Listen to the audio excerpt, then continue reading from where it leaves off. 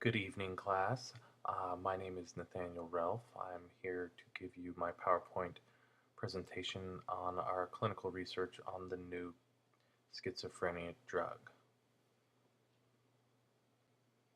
Before we get started with the proposal, I just want to quickly define two types of research. First, we have non-experimental. This can be broken into either descriptive or correlational. There is no randomization, no controls, and uncontrolled variables.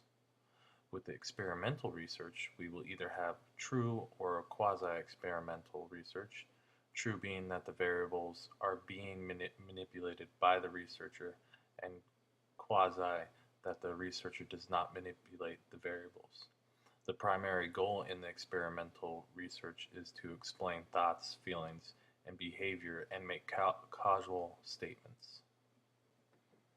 The goal of our research is to compare the effectiveness of the old medication to the new medication.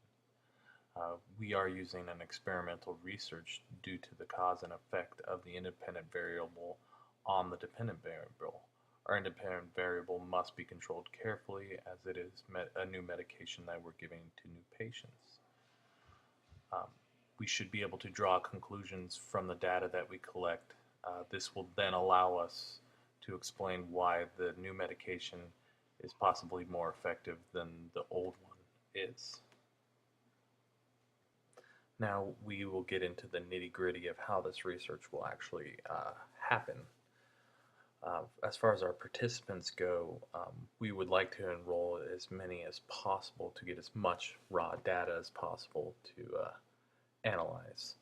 But because of the nature of this research and it dealing with schizophrenia, we won't necessarily have access to all our patients, but hopefully the participants will be newly diagnosed patients with mild to severe schizophrenia. They will be screened upon being admitted to their inpatient wards, where they will we will need to get multiple facilities on board with the study across the country. That way we can get as many participants as possible enrolled in the research.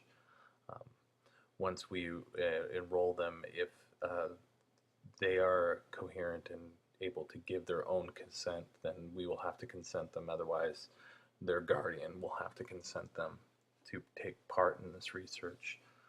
The participants will randomly be either given the new medication, the old medication, or a placebo while receiving care on the inpatient ward. There will be no difference between the care that any of them get, therefore hopefully minimizing any random possible breakouts with therapy sessions. Because we are comparing the three separate sets of data, we're going to use analysis of variance to interpret that data and hopefully recognize that there is a variance between the old medication and the new medication.